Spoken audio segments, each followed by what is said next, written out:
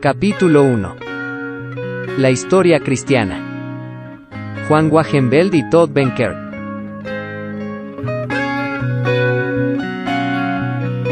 El apóstol Pablo describe el Evangelio en los términos más simples en 1 Corintios capítulo 15 versículo 3 al 5, que Cristo murió por nuestros pecados, conforme a las Escrituras, y que fue sepultado, y que resucitó al tercer día, conforme a las Escrituras, y que apareció a Cefas, y después a los 12.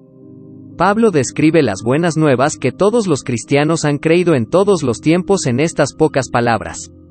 La formulación de Pablo es, de hecho, el Evangelio. No le falta nada en su esencia. Pero para una persona que no sabe nada del Dios de la Biblia y la cosmovisión bíblica se deben responder ciertas preguntas antes de que el mensaje tenga sentido y pueda recibirse como una buena nueva. ¿Quién es Cristo? ¿Qué es el pecado? ¿Por qué esta muerte es significativa? Y mucho más, la resurrección. Ese mensaje, la historia de la muerte, sepultura y resurrección de Jesús a causa de los pecados, solo tiene sentido cuando se responden ciertas preguntas. Solamente se puede considerar una buena nueva cuando se analiza en el contexto de toda la historia de la humanidad y nuestra relación con el Creador. Antes de que la realidad en la frase, Jesús murió por nuestros pecados, pueda transformarnos, primero debemos entender de qué manera esta proclamación es una buena nueva. La frase de Pablo, conforme a las Escrituras, indica que hay una historia de fondo que le da sentido a esta buena nueva y nos ayuda a comprender por qué realmente es buena. Esa historia de fondo está registrada en la Biblia. Nos dice quiénes somos, quién es Dios y qué está haciendo en el mundo. Nos habla del propósito de Dios, nuestra necesidad y su provisión para satisfacer esa necesidad. Jesús murió por nuestros pecados. Es una oración simple, pero levanta todo tipo de preguntas importantes para alguien que escucha el mensaje cristiano por primera vez. ¿Quién es Jesús? ¿Por qué tuvo que morir? ¿De qué escrituras estamos hablando y qué dicen esas escrituras? La simple declaración del Evangelio hecha por Pablo no suena como algo simple para una persona que no tenga conocimiento previo de estas cosas. La muerte y la resurrección de Jesús solo tienen sentido en el contexto de la historia de la obra de Dios en el mundo, y esa historia es la base de la cosmovisión cristiana. ¿Qué es una cosmovisión? Uno de los aspectos más importantes de la cultura es la cosmovisión. Cada cultura, de hecho, cada persona tiene una. Una cosmovisión es la cuadrícula a través de la cual interpretamos todo lo que nos rodea. Albert Walters define la cosmovisión como el marco referencial de las creencias básicas sobre las cosas. Siempre que proclamemos el Evangelio de Jesucristo, estamos haciendo declaraciones de cosmovisión y brindando respuestas a las preguntas fundamentales de la vida.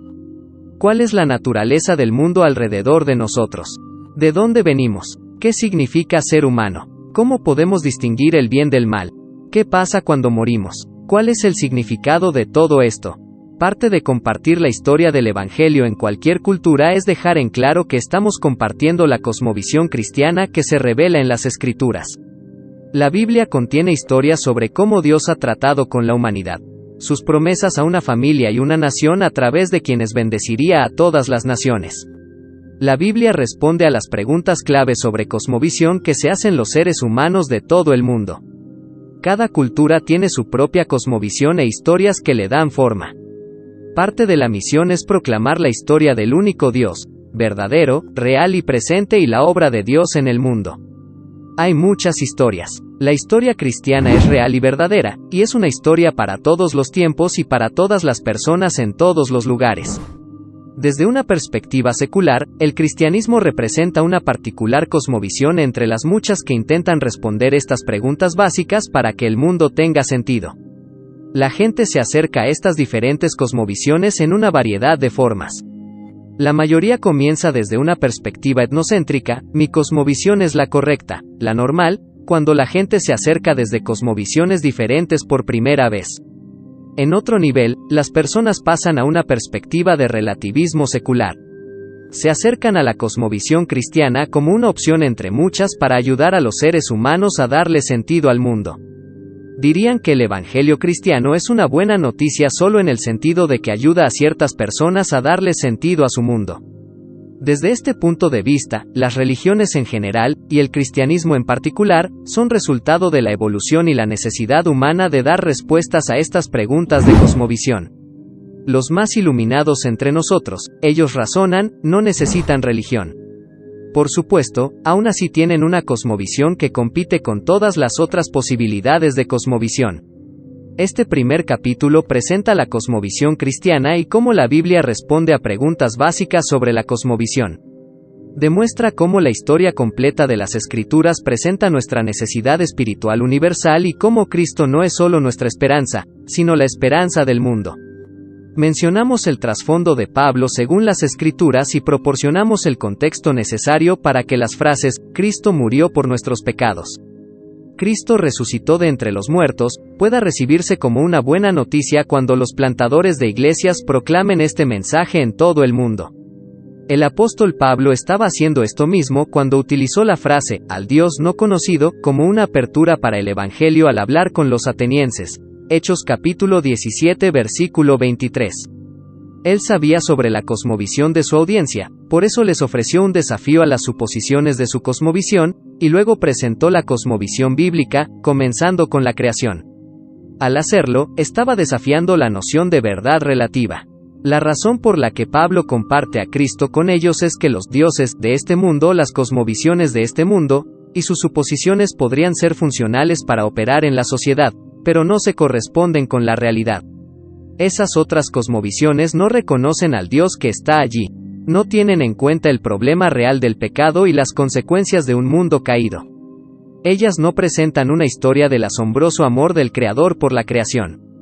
Pablo reconoció que aquella idea de que cualquier vieja cosmovisión servirá, tendría graves consecuencias eternas y actuales para quienes permanecen en la ignorancia y viven sin la alegría de conocer una nueva vida en Cristo. Era necesario compartir la verdadera historia del mundo. Pablo compartió esta historia, muchos creyeron, y esos creyentes formaron nuevas comunidades de fe en torno a esa historia. La historia completa de las Escrituras, la cosmovisión cristiana. Cuando leemos la Biblia, las historias individuales no están desconectadas entre sí. Son parte de la gran historia de Dios. Cada pieza presenta una ilustración del carácter y la actividad de Dios mientras esa gran historia se desarrolla. Si bien cada trama o tema en particular está anclado en un punto distintivo en el tiempo y el espacio, los temas resuenan en todo el cuerpo de las Escrituras a medida que la narrativa mira hacia atrás o hacia adelante. A medida que leemos, surgen los puntos principales de la Biblia. Las preguntas de la cosmovisión universal se van respondiendo mientras vamos entendiendo la gran historia de las Escrituras, lo que Tim Keller llama el arco de la historia de la Biblia. Esa metanarrativa se ha descrito tradicionalmente con 4 puntos de la trama: creación, caída, redención y nueva creación. La nueva creación también se conoce como restauración o consumación. Este modelo de describir la gran historia de la Biblia es convincente porque responde específicamente a preguntas de cosmovisión y ofrece una estructura para presentar la historia cristiana a las personas de otros orígenes religiosos. Otros puntos importantes de las Escrituras, modelos para describir la cosmovisión bíblica, también ayudan a proporcionar una imagen más completa de lo que está sucediendo en la Biblia. Ningún modelo simple puede capturar toda la riqueza de la historia de la Biblia y captar su revelación multifacética de la persona y obra de Dios. Sin embargo, temas particulares como el Éxodo o el Reino de Dios pueden presentar puntos de conexión que pueden ser útiles para compartir el Evangelio con culturas específicas. Identificar temas e historias con los que la gente de esa cultura pueda relacionarse proporciona un enfoque contextual para compartir las buenas nuevas de la muerte y resurrección de Jesús para traer salvación.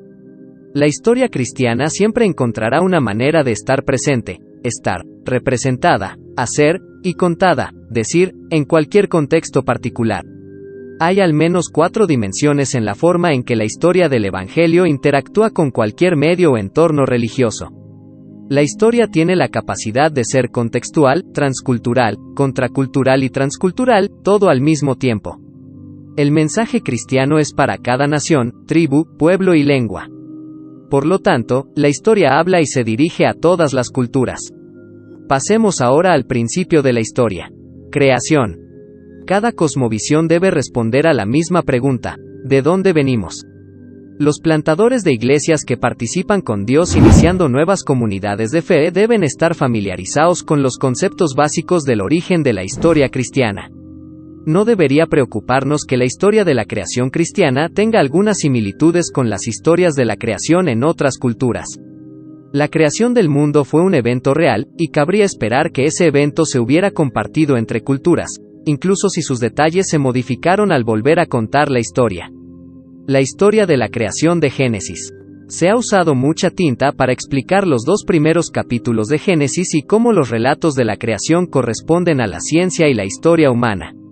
Cualesquiera que sean las teorías que uno desee emplear como alternativas, el mensaje principal de Génesis es que Dios creó el mundo y la creación de Dios es buena. Dios es creador. Todo lo creado es de Él, y por Él, y para su gloria. Romanos capítulo 11 versículo 36. Dios hizo al hombre y a la mujer a su imagen como un reflejo de su buen carácter y con el propósito de su gloria, y proveyó los espacios y condiciones para que prosperen.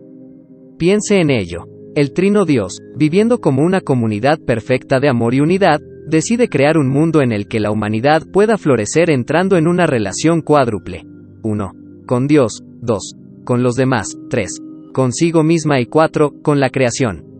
Los seres humanos son la creación especial de Dios, habiendo sido hecho a la imagen de Dios. Esto es único entre las cosmovisiones. Muchas tradiciones antiguas entendían que los dioses crearon hombres para hacer el trabajo por ellos, como esclavos, pero la Biblia cuenta una historia muy diferente. Presenta a Dios como alguien que dignifica a los seres humanos como portadores de su imagen, cogobernantes y administradores de la buena creación de Dios, hechos para relacionarse y vivir en comunidad. Y creó Dios al hombre a su imagen, a imagen de Dios lo creó, varón y hembra los creó. Génesis capítulo 1 versículo 27. Hombres y mujeres como portadores de la imagen de Dios. Vivir como portadores de la imagen es un gran llamado para los cristianos y una parte de nuestra identidad humana. El ser humano refleja la naturaleza y el carácter de Dios. En el antiguo Medio Oriente, cuando se construían los templos, lo último que se traía era la imagen de la deidad que iba a ser adorada. El mundo es el templo de Dios, y lo último que Dios puso en él es a quien porta su imagen, el ser humano. Hombres y mujeres son creados a imagen de Dios y todo ser humano es portador de esa imagen. Esta ha sido una parte central de la enseñanza cristiana durante milenios, y es una noción revolucionaria que contrasta marcadamente con muchas cosmovisiones en todo el mundo. La Iglesia no siempre ha vivido las implicaciones de esta enseñanza, pero la historia cristiana reconoce a cada persona como portadora de la imagen de Dios y nos llama a tratar a todos con plena dignidad y amor cristiano. La implicación para los plantadores de iglesias es clara. Todo ser humano tiene la vocación de reflejar la imagen del Creador. Entonces Dios dijo: hagamos al hombre a nuestra imagen, conforme a nuestra semejanza. Génesis capítulo 1 versículo 26. Hombres y mujeres hechos para la comunión. Dios es trino, Padre, Hijo y Espíritu Santo, y ser creado a la imagen de Dios también tiene serias implicaciones para la comunidad. En la historia, Dios dice: hagamos. El Dios Trino es la primera y única comunidad perfecta. Ser hecho a su imagen significa, por tanto, que los seres humanos han sido hechos para la comunión.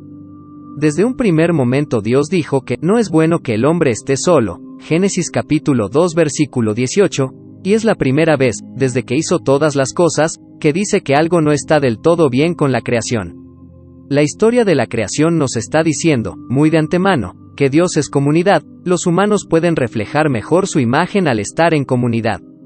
Esto se convierte en una realidad increíblemente poderosa para el contexto de la plantación de iglesias. El plantador sabe que todo ser humano tiene necesidad de relacionarse. Esta necesidad se satisfará a través del matrimonio, los grupos pequeños, las comidas compartidas, la hospitalidad en los hogares, la adoración colectiva y muchas otras formas en que las comunidades de fe recién plantadas ayudan a los individuos a cumplir su llamado innato al compañerismo y el relacionamiento. El Evangelio tiene la asombrosa capacidad de satisfacer esta necesidad a medida que las nuevas comunidades de fe son convocadas por aquel que las creó para vivir en comunidad. Y los bendijo Dios, y les dijo: fructificad y multiplicaos, llenad la tierra, y sojuzgadla, y señoread en los peces del mar, en las aves de los cielos, y en todas las bestias que se mueven sobre la tierra. Génesis capítulo 1 versículo 28. Hombres y mujeres creados para reflejar la gloria de Dios en el mundo. Hay otro aspecto de ser portadores de la imagen del Dios creador. Además de respetar a todo ser humano y saber que las personas están hechas para la comunión, también debemos entender que cada uno de nosotros tiene un llamado a ser fieles a nuestra vocación. El hecho de ser humano significa ser bendecidos por Dios y estar convidados a participar en el dominio de la tierra. Con esto entendemos todos los aspectos de participar en la cultura del hacer. La palabra cultura se deriva de la misma raíz que la palabra cultivar. Dios pone a las personas en un jardín que pueden disfrutar y que necesitan atender. Hay un buen trabajo que pueden hacer. Génesis capítulo 2 versículo 15. Por ejemplo, Dios hace a los animales, pero le da al hombre la tarea de nombrarlos. Desde el principio, Dios está invitando al ser humano a participar en el cuidado de la creación. Se les dice a Adán y Eva que sean fructíferos y se multipliquen. Esto es parte de lo que a veces se denomina mandato cultural. Esta participación es parte del llamado del hombre a adorar a Dios en todas las áreas de la vida. James K. Smith lo dice así: es un llamado a ser, convertirse en, humanos, asumir la vocación de ser plena y auténticamente humanos, y ser una comunidad y un pueblo que sea imagen de Dios al mundo. Parafraseando una hermosa metáfora que el erudito bíblico N.T. Wright utiliza en sus conferencias, reflejar la imagen de Dios no solo significa reflejar a Dios como lo haría un espejo. También incluye el sentido de reflejar la imagen de Dios como un prisma. Este prisma refleja el espectro completo de la luz de Dios y su cuidado de toda la creación. Luego recoge las alabanzas de la creación y las refleja nuevamente hacia Dios. Toda la creación apunta al Creador.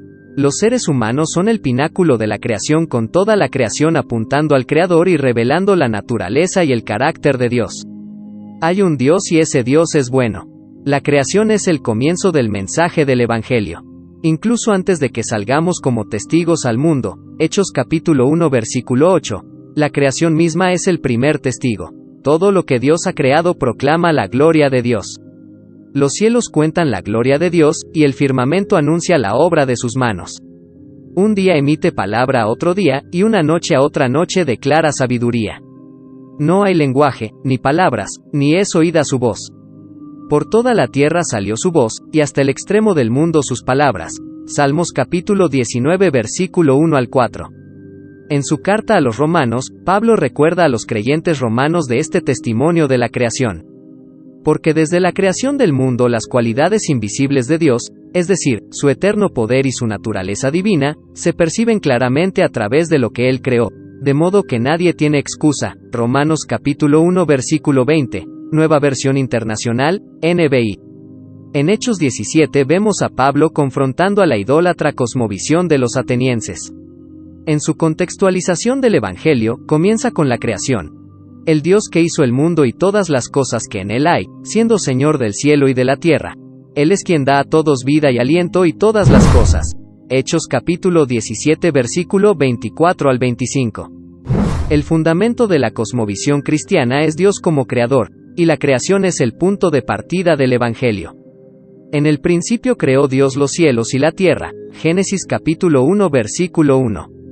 La caída. A pesar del testimonio de la creación y del ser humano como portadores de la imagen de Dios, cada cosmovisión debe enfrentarse a la realidad de que algo no está bien en el mundo. La presencia del mal en la existencia de los seres humanos apunta al hecho de que algo está roto, distorsionado, y la Biblia explica que el origen de este quebrantamiento es el pecado humano. Dios colocó a Adán y Eva en el jardín del Edén para cuidarlo. Podían disfrutar de todos los frutos de la creación de Dios, con solo una restricción. Pero del árbol del conocimiento del bien y del mal no deberás comer. El día que de él comas, ciertamente morirás. Génesis capítulo 2 versículo 17, NBI. En Génesis 3 leemos sobre los eventos que causaron la caída de la humanidad y trajeron el pecado al mundo. La serpiente, el diablo, un ángel caído, engaña a Eva, y la lleva a desobedecer a Dios y comer del árbol prohibido. Ella le da la fruta a Adán y él también come del árbol prohibido. Inmediatamente, nos dice la Biblia, sus ojos se abren, se dan cuenta de que están desnudos, y por eso, se esconden de Dios. Dios viene a buscarlos y escuchamos la primera pregunta en la Biblia cuando Él dice, ¿dónde estás? Dios ya está buscando restaurar la relación. Por su propio bien, Dios necesita desterrarlos del huerto, pero también les habla honestamente acerca de la maldición que viene con la desobediencia. En un acto de gracia y misericordia Dios los viste con pieles de animales, el primer derramamiento de sangre, cuando los envía fuera del jardín. La caída se refiere a este primer pecado y sus consecuencias. La historia cristiana es bastante directa al nombrar esta realidad. Viene en muchas formas y nombres diferentes: maldad, rebelión, idolatría, desobediencia. El pecado conduce a la culpa, el miedo, la vergüenza, el odio y el resentimiento. El pecado entra en el mundo por obra de Satanás, que tentó al hombre y a la mujer a hacer el mal. Adán y Eva no resistieron la tentación, y desde ese momento toda la humanidad ha sido manchada por el pecado. Este pecado original impregna toda relación y distorsiona todo tipo de cosas en la buena creación de Dios. Las 4 relaciones que estaban destinadas a permitir el florecimiento humano están ahora distorsionadas y rotas. Las escrituras cristianas presentan los efectos integrales de la caída. Su influencia afecta cada área de la vida y aspecto de la creación. Tim Koster describe el mundo retorcido de esta manera: faltan algunas partes, otras dobladas y rotas. Las relaciones se tensan e incluso se rompen entre nosotros como seres humanos. Divorcio, crimen, competencia, celos, guerra. Entre nosotros y Dios.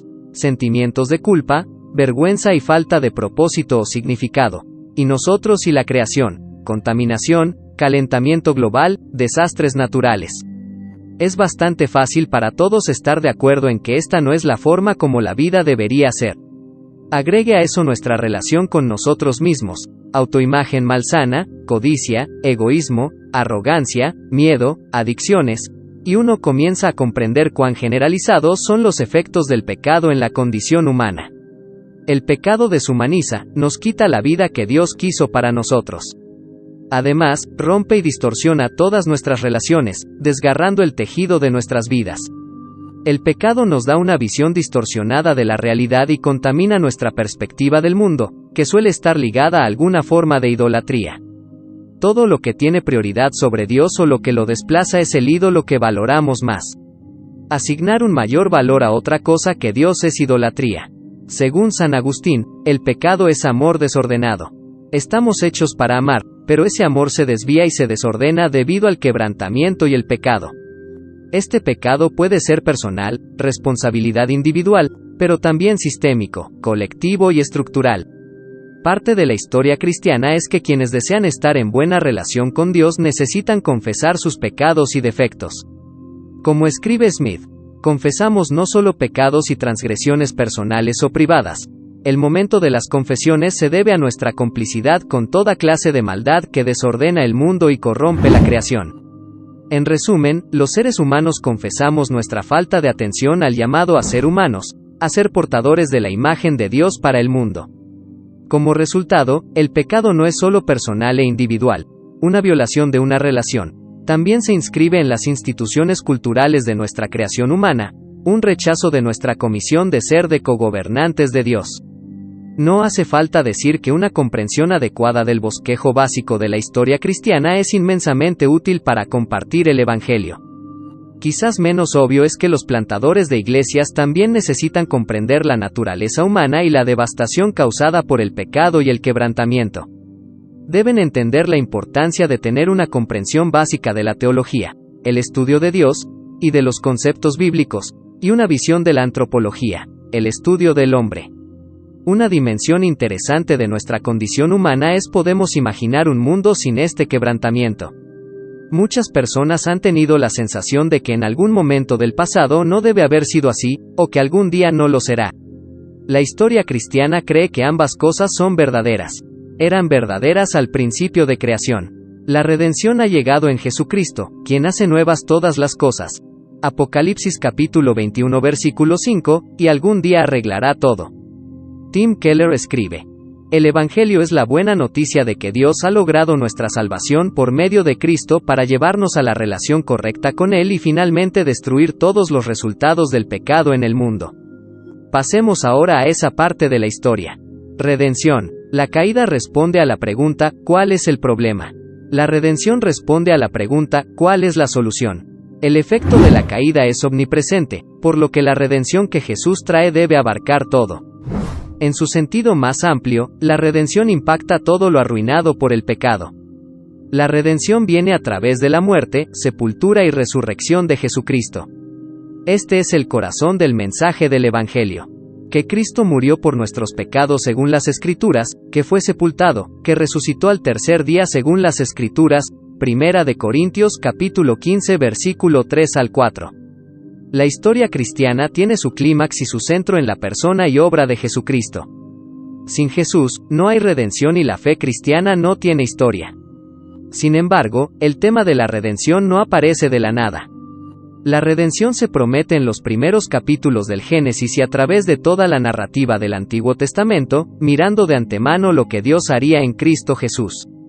Los cristianos creen que el cumplimiento de las promesas del Antiguo Testamento viene a través de Jesús. Y a través de esas promesas, el Cristo redimiría lo que fue distorsionado por la caída y por nuestro pecado.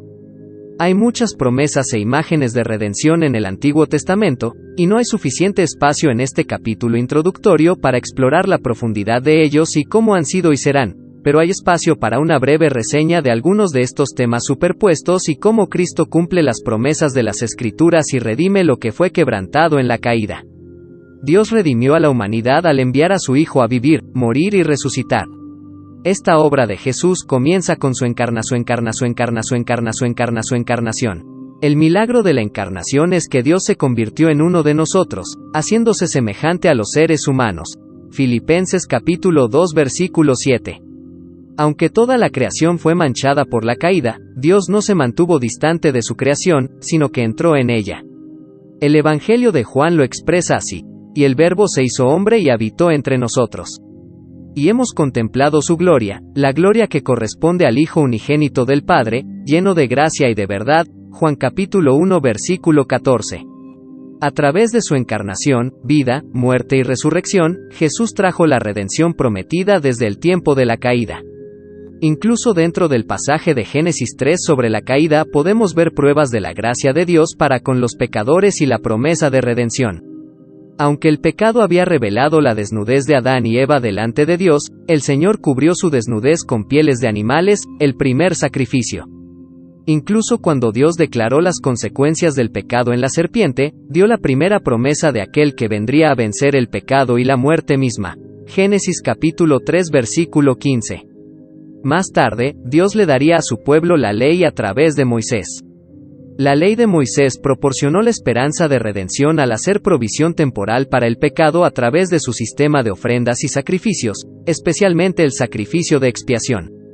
En la cruz, Jesús se convirtió en el sacrificio eterno, de una vez por todas, redimiéndonos del pecado y sus consecuencias. La ley del Antiguo Testamento identificó las formas en que el pueblo de Dios caminaría en justicia delante de Dios. Jesús pudo cumplir toda la justicia a través de su vida sin pecado. Él cumplió el justo requisito de la ley, y nos redimió de la maldición del pecado. Donde el pecado trajo la separación y la maldición de la muerte de Jesús y la resurrección trajo reconciliación y redención. Somos justificados ante Dios, no por nuestra propia justicia, sino por la gracia, a través de la fe en Jesús. En la última aparición de Jesús después de la resurrección les dijo a sus discípulos que recibirían poder cuando el Espíritu Santo descendiera sobre ellos, y serían testigos hasta lo más recóndito del mundo. Hechos 2 habla de los sucesos del día de Pentecostés, cuando esa promesa fue cumplida, otra imagen más de la redención. En Génesis 11, como una consecuencia del pecado y la desobediencia del pueblo, allí confundió Jehová el lenguaje de toda la tierra, y desde allí los esparció sobre la faz de toda la tierra. Génesis capítulo 11 versículo 9. Un pueblo se convirtió en muchos pueblos en ese momento. Pero después de su resurrección, incluso la maldición de Babel se revirtió. En Pentecostés, el Espíritu Santo fue derramado y la confusión de lenguas fue redimida cuando fueron todos llenos del Espíritu Santo, y comenzaron a hablar en otras lenguas, según el Espíritu les daba que hablasen. Hechos capítulo 2 versículo 4. Los pueblos que habían sido esparcidos serían devueltos a Dios como discípulos de Jesús, llenos del Espíritu Santo y como testigos del Cristo resucitado, hasta lo último de la tierra. Hechos capítulo 1 versículo 8. Jesús había encargado a sus seguidores que hicieran discípulos de todas las naciones. Esta gran comisión fue en sí misma un acto de redención, porque aquí Jesús redimió el propósito para el que fuimos creados. Su muerte y resurrección restauraron la relación que se rompió en la caída, y nuestro envío de parte de Jesús restaura nuestro propósito de cumplir nuestra misión de llenar la tierra con adoración como un solo pueblo de Dios. Por último, Jesús redime a un pueblo para sí mismo. En el libro de Éxodo, Dios obró poderosamente a través de Moisés para redimir a los descendientes de Abraham. Israel sería el pueblo elegido por Dios que adoraría al único Dios verdadero. Más tarde, el profeta Isaías hablaría de un nuevo éxodo. El siervo sufriente cargaría con los pecados del pueblo e Israel cumpliría la promesa dada a Abraham de que todas las naciones serían benditas en él. Génesis capítulo 12 versículo 3. Israel finalmente cumpliría su papel de ser una luz para las naciones, cuando Dios redimiera a un pueblo para sí mismo en Cristo. Jesús, quien en su linaje humano era descendiente de Abraham, traería la salvación a todos los pueblos del mundo. Por lo tanto, otro aspecto de la redención de Jesús fue llamar a un pueblo para sí mismo, un nuevo Israel de judíos y gentiles. De manera similar, cuando Jesús estaba anunciando las buenas nuevas del reino, Mateo capítulo 6 versículo 33, estaba anunciando la redención del reino davídico y cumpliendo las promesas mesiánicas del Antiguo Testamento. En el linaje de David, establecería un reino eterno compuesto por judíos y gentiles. A lo largo del libro de los Hechos vemos a los discípulos, sobre todo, al apóstol Pablo, proclamar las buenas nuevas del reino al anunciar que Jesús es el Señor y que Dios realmente lo había levantado de entre los muertos. Romanos capítulo 10 versículo 9. Las comunidades de fe nacieron en toda Asia Menor, la actual Turquía, y en Europa. Leslie Nubagin, el misiólogo británico, señala que el centro de la preocupación de Jesús era el llamado y la unión a sí mismo de una comunidad viva de hombres y mujeres que serían los testigos de lo que él hizo. Jesús estaba redimiendo a un pueblo para sí mismo. Nueva creación o restauración. Las Escrituras proporcionan un final claro a la historia. Tanto el Antiguo como el Nuevo Testamento presentan una visión clara e inspiradora de lo que se puede esperar como el final de toda la historia cristiana. Es un final que debería brindar consuelo, gozo y esperanza al seguidor de Cristo. En Isaías capítulo 65 versículo 17 al 25, el profeta habla de parte de Dios cuando dice: «Porque he aquí que yo crearé nuevos cielos y nueva tierra, y de lo primero no habrá memoria, ni más vendrá al pensamiento. Más os gozaréis y os alegraréis para siempre en las cosas que yo he creado». Versículo capítulo 17 al 18. El resto del pasaje proporciona dos metáforas poderosas que describen un estado de justicia. Las personas construirán sus propias casas y vivirán en ellas, plantarán viñedos y disfrutarán de su fruto. Y un estado de paz. El lobo y el cordero se alimentarán juntos. Isaías proporciona una visión convincente de los cielos nuevos y la tierra nueva que Dios traerá. El profeta nos dice que nos gocemos y nos regocijemos. Estas son buenas noticias, noticias esperanzadoras. En Apocalipsis capítulo 21 versículo 1 al 5, Juan escribe sobre la visión que tiene en la isla de Patmos. Vi un cielo nuevo y una tierra nueva, porque el primer cielo y la primera tierra pasaron, y el mar ya no existía más. Y yo, Juan, vi la santa ciudad, la nueva Jerusalén, descender del cielo, de Dios, dispuesta como una esposa ataviada para su marido. Y oí una gran voz del cielo que decía: He aquí el tabernáculo de Dios con los hombres, y él morará con ellos. Y ellos serán su pueblo, y Dios mismo estará con ellos como su Dios. Enjugará Dios toda lágrima de los ojos de ellos, y ya no habrá muerte, ni habrá más llanto, ni clamor, ni dolor, porque las primeras cosas pasaron. Y el que estaba sentado en el trono dijo: He aquí, yo hago nuevas todas las cosas. Y me dijo: Escribe, porque estas palabras son fieles y verdaderas. Este pasaje se alinea muy bien con la imagen que Isaías presentó siglos antes. Es una hermosa imagen del mundo completamente restaurado, recuperado y arreglado. Los efectos del pecado y toda expresión de muerte se han ido. Todas las relaciones están alineadas con el maravilloso amor de Cristo. Lo que una vez fue deformado y quebrado se cura y se restaura completamente a su intención original. Debido a que este pasaje de Apocalipsis 21 es tan fundamental para nuestra comprensión del final de la historia, a menudo denominado escatología, haremos algunos comentarios al respecto. Juan tiene una visión. Es importante que todos los plantadores de iglesias, y todos los cristianos, incorporen esta visión a su propia imaginación teológica. Este es el penúltimo capítulo de la Biblia, por lo que la historia bíblica está a punto de terminar, y se nos invita a comprender algunos aspectos importantes del final. Hay un cielo nuevo y una tierra nueva en esta visión. Algunas personas piensan que eso significa que Dios reemplazará la tierra y el cielo existentes, mientras que otros piensan que significa que el mundo será restaurado por completo. Los eruditos cristianos probablemente continuarán debatiendo eso. Pero la mayoría está de acuerdo en que la visión indica cierto nivel de continuidad. Dios no compartirá su gloria con el enemigo ni permitirá que el diablo arruine su proyecto de creación. El Nuevo Testamento usa dos palabras en griego diferentes, que las traducciones al español de la Biblia traducen como nuevas. El que se usa en este pasaje de Apocalipsis es el que significa restaurar, no el que significa reemplazar.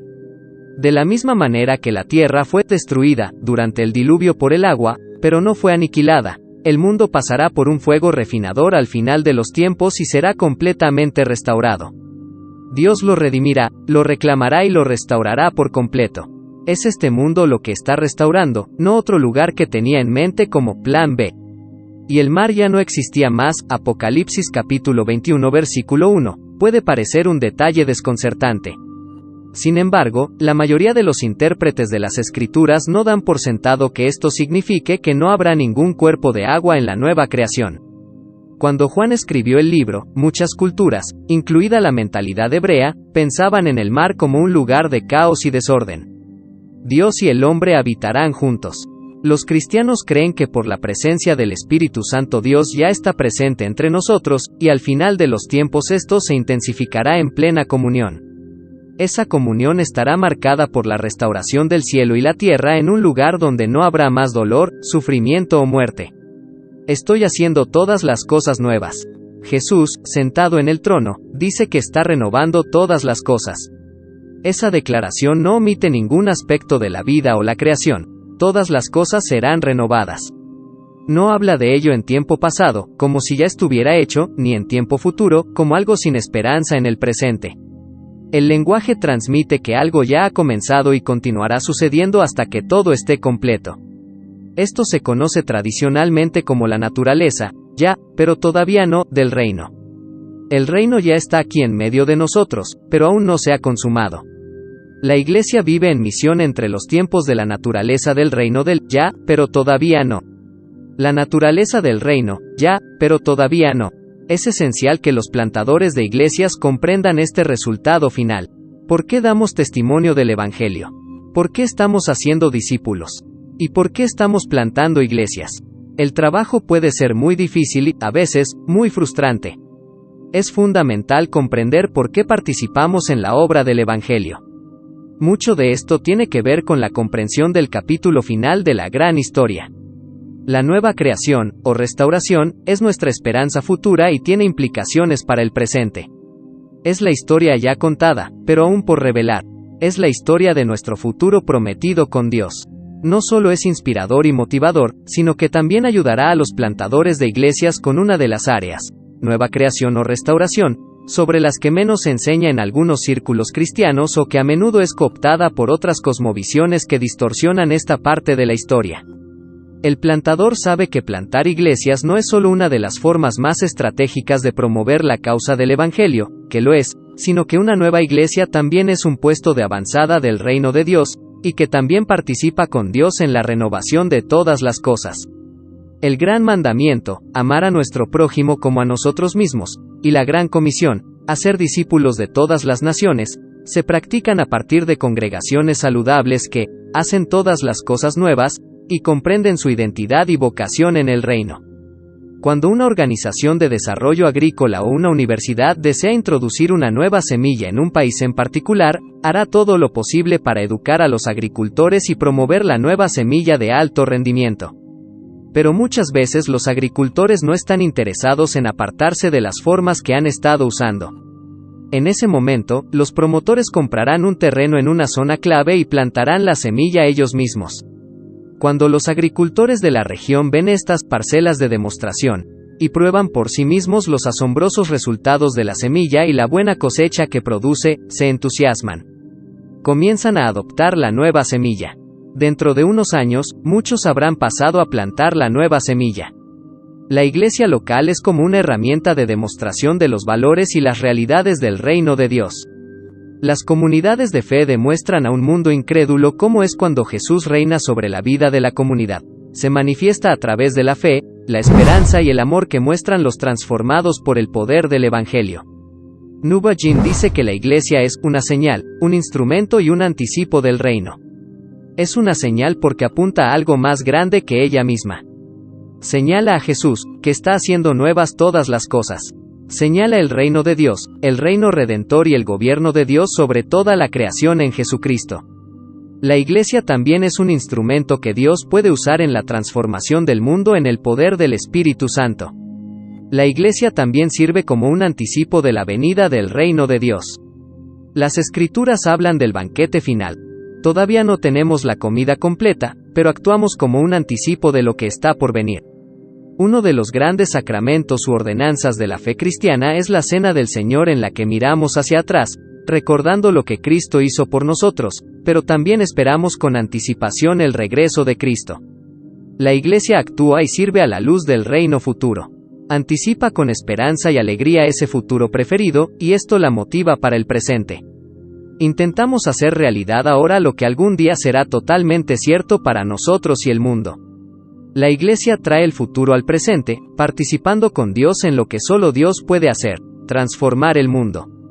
Somos llamados y formados para ser un pueblo expectante, esperando la venida, nuevamente, del Mesías. Somos un pueblo del futuro, que no buscaremos escapar del presente, sino que siempre nos sentiremos un tanto incómodos en el presente, atormentados por el quebrantamiento de la hora. El futuro que esperamos, un futuro en el que la justicia fluya como las aguas y la rectitud como un arroyo que fluye siempre, se cierne sobre nuestro presente y nos da una visión de por qué trabajar aquí y ahora mientras continuamos orando. Venga tu reino. Smith escribe: una de las distorsiones que ha aparecido en la historia es la creencia de muchos cristianos de que la idea de ser cristiano se trata de ir al cielo. Con orígenes filosóficos en el neoplatonismo, se les ha enseñado que seguir a Cristo es una forma de asegurarles que irán al cielo y evitar el infierno cuando mueran. Por lo general, esto va acompañado del lenguaje de que este mundo no es nuestro hogar. Entender el arco bíblico o la trama completa que presentamos en este capítulo deja en claro que la historia bíblica apunta a que Dios hizo la tierra para que fuera el hogar apropiado para los humanos, pero no como está ahora. Debido a la caída descrita anteriormente, necesita redención, restauración y ser renovada. La vida cristiana no se trata de ir al cielo cuando morimos, se trata de ser una nueva creación, en Cristo, quien está transformando este mundo y algún día juntará el cielo y la tierra en el lugar perfecto para que Dios y el hombre habiten juntos. Cuando morimos, de hecho, vamos a la presencia del Señor, pero esto se considera el espacio intermedio. Como cristianos creemos que en la resurrección final todos viviremos en el cielo nuevo y la tierra nueva donde los redimidos resurgirán. Seamos claros, ese es el resultado final. Una comprensión adecuada de esta parte de la historia tiene implicaciones para la iglesia de hoy. Los plantadores de iglesias, como todos los cristianos, pueden estar motivados por el entendimiento de que Jesús quiere que representemos los intereses del cielo en la tierra. Nos enseñó a sus discípulos y a nosotros a orar: venga tu reino. Hágase tu voluntad, como en el cielo, así también en la tierra. Mateo capítulo 6 versículo 10. El cielo es el lugar de instrucción, la tierra es el lugar de implementación. Por eso Pablo, el consumado plantador de iglesias, escribió a la iglesia en Filipos: nuestra ciudadanía está en los cielos. Filipenses capítulo 3 versículo 20. Incluso como ciudadanos de una ciudad imperial, los primeros creyentes de Filipos ya eran considerados ciudadanos del cielo. Piense también en lo que Pablo les dijo a los creyentes de Corinto, y a los creyentes de todo el mundo en el siglo XXI. Dios estaba en Cristo reconciliando consigo al mundo, no tomándoles en cuenta a los hombres sus pecados, y nos encargó a nosotros la palabra de la reconciliación. Así que, somos embajadores en nombre de Cristo. Segunda de Corintios capítulo 5 versículo 19 al 20. Un embajador representa los intereses de un reino a otro. Como embajadores, representamos los valores del reino de Dios en la tierra. Es este mundo que Él está transformando, redimiendo y reconciliando consigo mismo. Alternativas al trabajar en diferentes contextos religiosos. Las diferentes religiones tienen afirmaciones de verdad que compiten entre sí y diferentes formas de expresarlas. Algunos prueban el sincretismo, la mezcla de diferentes religiones, en un intento de armonizar diferentes perspectivas y cosmovisiones. Otros usan la apologética, la defensa o las explicaciones razonadas de las doctrinas religiosas, para comparar y contrastar con otras afirmaciones y argumentar de manera persuasiva a favor de su punto de vista. Este capítulo presenta una forma común de contar la historia cristiana. El marco de creación, caída, redención y restauración. Comunicar el Evangelio a diferentes audiencias de formas que puedan ser comprendidas es el trabajo de contextualización en las misiones, cómo el Evangelio y la cultura se relacionan entre sí en diferentes lugares. Hemos escrito sobre eso en otra parte. Los plantadores de iglesias siempre necesitarán discernir cómo contar y vivir la historia cristiana en medio de cualquier contexto cultural y religioso en el que estén sirviendo como embajadores de Cristo. Una de las grandes ventajas de que los líderes nacionales lleguen a su propia gente es que este proceso de discernimiento se acelera y surge de manera más natural. Hay una serie de alternativas disponibles para un plantador de iglesias que ingresa a una nueva comunidad o trabaja dentro de un grupo religioso en particular, y el siguiente gráfico presenta algunas de ellas. Conclusión. Unas palabras finales. Jesús dice en los evangelios, sígueme. Si alguien se le acerca en la calle y le dice, sígueme, probablemente tendrá muchas preguntas. ¿Quién eres? ¿Por qué debería seguirte? ¿Y a dónde vamos? Todo plantador de iglesias escuchará esas preguntas, y en este capítulo hemos explorado algunas respuestas y sus implicaciones para los plantadores. Los otros capítulos de este libro comparten ideas sobre una variedad de contextos religiosos y filosóficos en los que muchos plantadores de iglesias están compartiendo activamente el Evangelio y reuniendo a quienes seguirán a Jesús. Están iniciando pequeñas comunidades de fe que viven su identidad como seguidores de Cristo y viven su vocación como ciudadanos del reino, reclamando este mundo para Cristo en todas las áreas de la vida. Estas comunidades de fe están evangelizando, discipulando y comenzando estudios bíblicos en grupos pequeños. Se están reuniendo para adorar, orar, cuidar de la gente, capacitar líderes y equipar a la congregación para la vida y el testimonio cristiano. Están amando a sus vecinos y sirviendo a su contexto en el nombre de Jesús como la sal y la luz del Evangelio. Miles y miles de estos nuevos puestos de avanzada del reino se establecen cada año en todo el mundo. Es nuestra ferviente esperanza y oración que algunos de los capítulos que siguen le ayuden a contar la historia cristiana de manera más eficaz de acuerdo con el contexto de su audiencia. Preguntas para la reflexión. ¿Cuál es la estructura básica presentada en este capítulo como arco o metanarrativa de las Escrituras? ¿Qué área siente que necesita reforzar más en su propia vida y ministerio? ¿Cuál es el peligro de enfatizar demasiado un enfoque de otro mundo centrado en ir al cielo, como el fin principal de la vida cristiana? ¿De qué somos salvados? ¿Para qué somos salvos? ¿Cuánta continuidad o discontinuidad cree que hay entre el mundo como es y el mundo como será algún día en la nueva creación?